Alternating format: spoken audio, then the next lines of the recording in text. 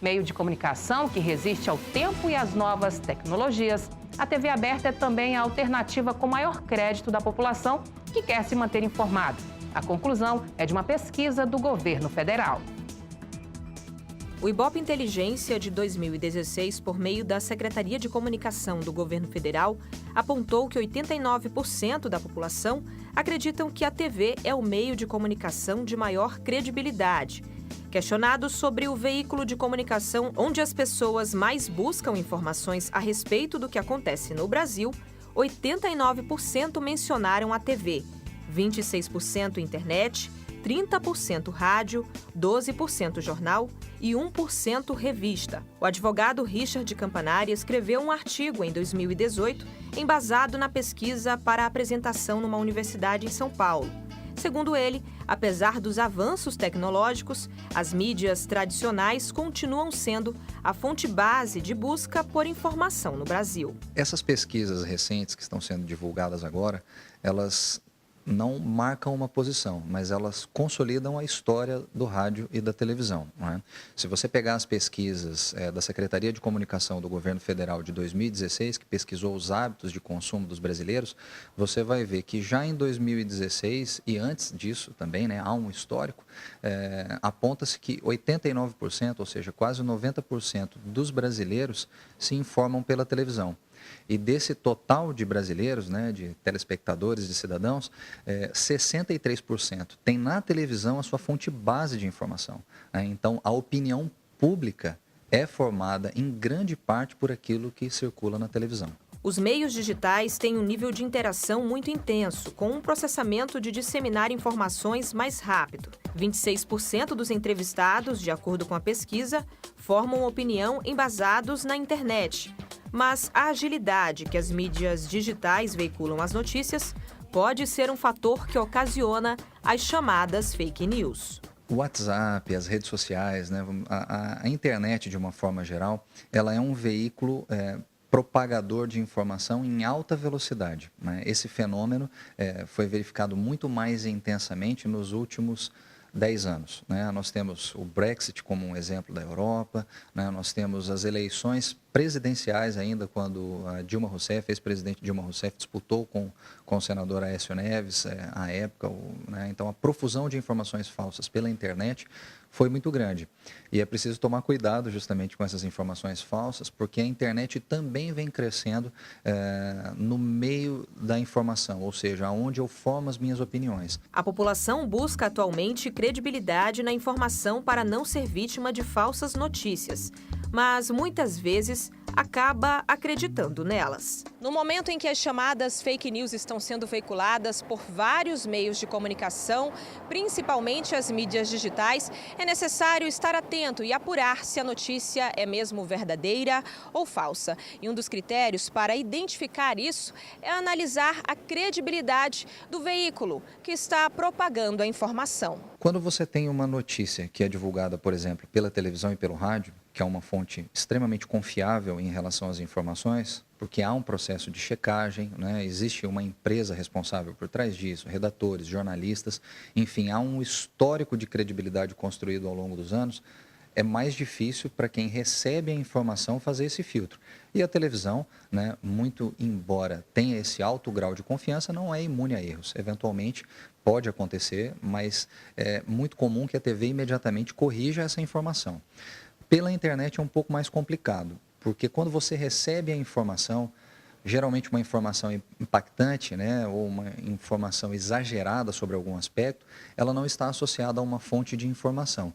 E muitas vezes, quando está associada a uma fonte de informação e que você busca a confirmação, você de fato não tem aquela divulgação. Você tem uma montagem ali, a típica fake news, né, circulando pelo WhatsApp, pelo Facebook, Instagram. No período eleitoral, ficou muito claro um bombardeio de notícias falsas. TV e rádio, nesse caso específico, ganham um espaço maior ao apresentar os candidatos por meio dos debates, considerado um instrumento importante para a formação de opiniões. Eu não me recordo, posso cometer a falha, mas eu não me recordo dos candidatos que disputam, por exemplo, a presidência da República se reunirem para fazer um debate transmitido pelo jornal X, né, pela internet ou pelo Facebook, ao contrário do que acontece com os veículos. né?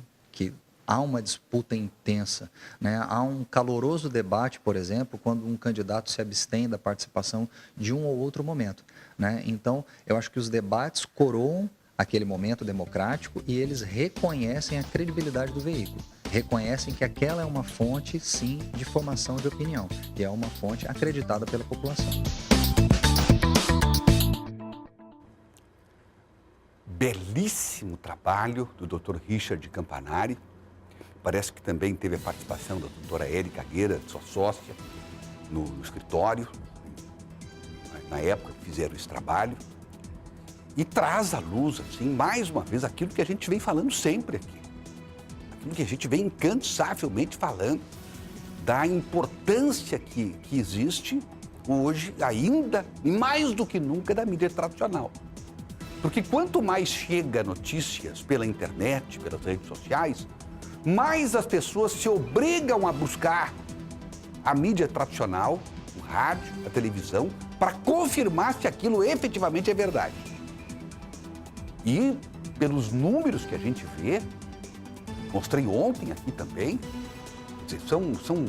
são escassos os índices de notícias que as pessoas veem como verdadeiras na internet. Não chega a 30%.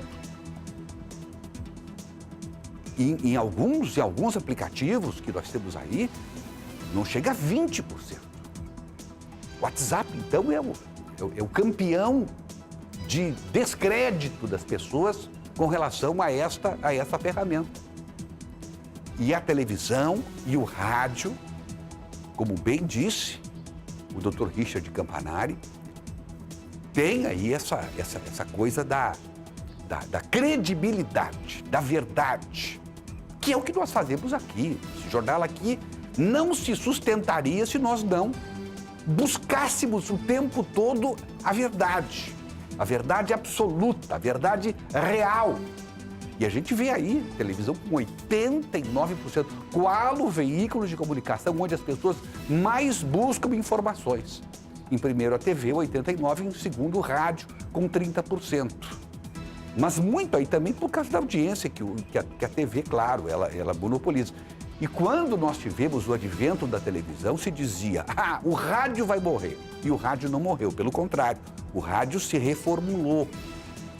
Agora, quando chegou a internet, se dizia, agora a televisão e o rádio morrem.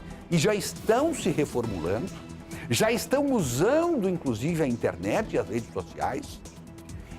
E pasmem, eu trouxe aqui ontem os números e nós vamos trazer de novo aqui, essa semana, na sequência. A TV aberta cresceu de 2014 para 2015, no Brasil inteiro.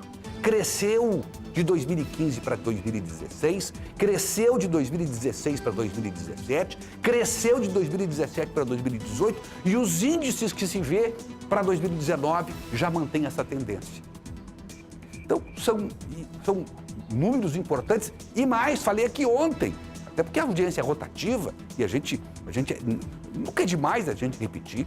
Se você vai para o Ibope da TV fechada, da TV por assinatura, essa que você me assiste aí também, na Claro TV, na Sky, na Oi TV, na NET, os canais mais assistidos, segundo o Ibope, são os canais abertos.